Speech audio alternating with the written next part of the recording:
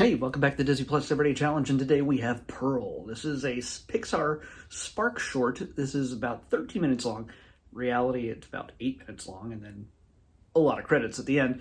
This is from 2019, and if you don't know what this Pixar SparkShort series is, it's a bunch of different shorts created by creative types at Pixar that are not necessarily the normal people you would find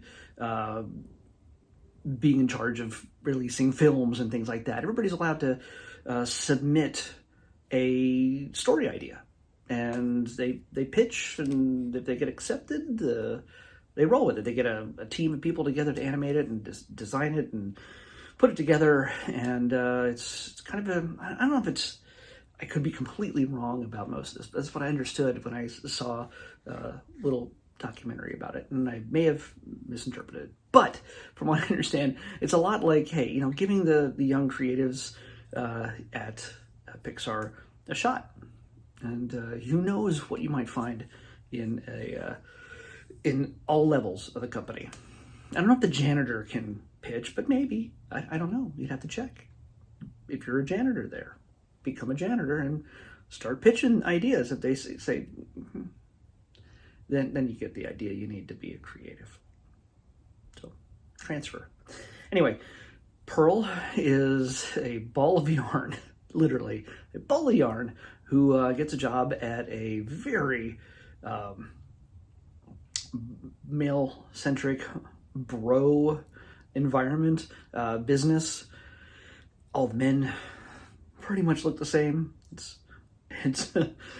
white men in suits, and they all just BS each other all the time, and they're just buddy, and it's literally bro. BRO stands for something, capital group or something. Like it's like a financial business or something. But Purl very much stands out in this environment. Now, this is written and directed by Kristen Lester. There you go, Kristen Lester.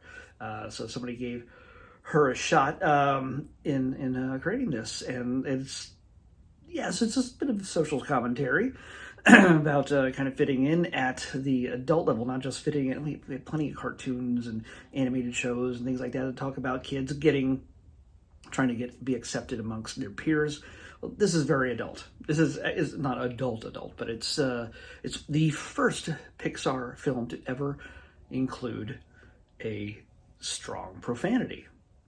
And I'm not sure which one they meant, but at one point, Purl says ass, and at one point, one of the men makes a joke with the word prick in it.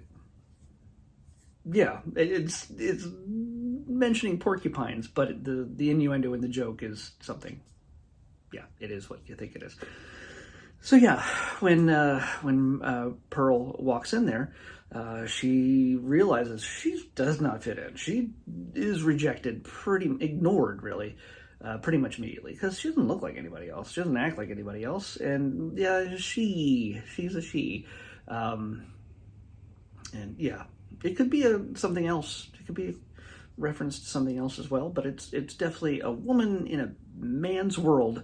What does she do to fit in, and what she takes steps, and will she be accepted, and if she's accepted, how far will she go in order to be accepted? So yeah, it's meant to be just a humorous, fun little thing, but yes, there's meaning behind it. So yeah, I'd say definitely check it out. Check out all the SparkShorts, because again, we have all the people who've made all the big Cars movies and Fish, Finding Nemo, and Dory, and Up, and all these other high-level big feature film Pixar adventures and things like that. Yeah, and they're fantastic. They are the blood that makes this company run, and they've lent their talents to make the Disney animation group also just not bring out some big movies as well. Frozen, Wreck-It Ralph, things like that.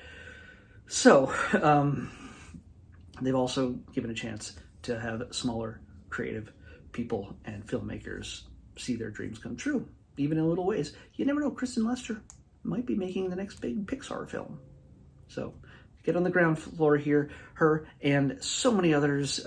Just start to search Pixar or SparkShort, and you'll see all the different SparkShorts that are available on Disney Plus right now.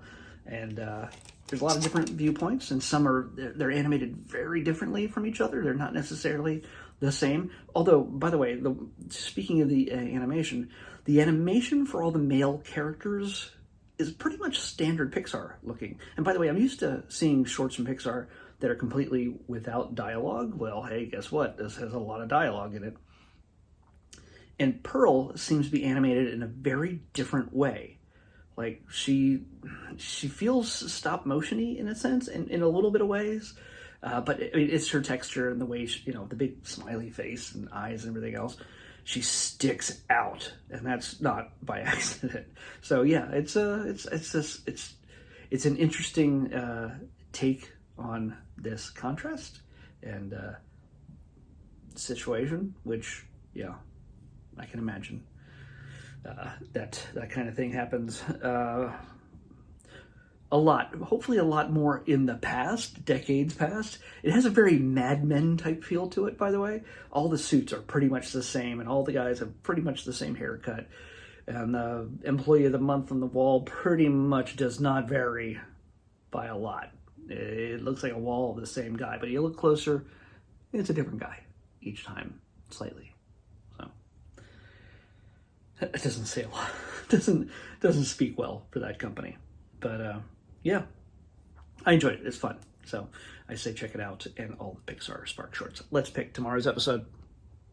55. 55. We just had 88 a little bit ago. Now we have 55. Go all the way back down to 55.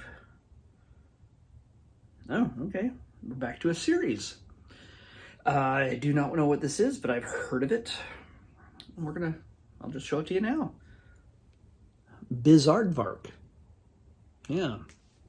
Yeah, some of you are like, oh, I watched that when I was a kid. I know what that is. Yeah. I didn't. I didn't watch Disney Channel or things like it in the 90s. I have a feeling this is from the 90s. I don't know. I don't even know if it's animated or if it's live action. I've seen it show up on the screen, but never watched it. So that's what we're watching tomorrow. Bizaardvark on the Disney Plus Everyday Challenge. I'll see you back here tomorrow.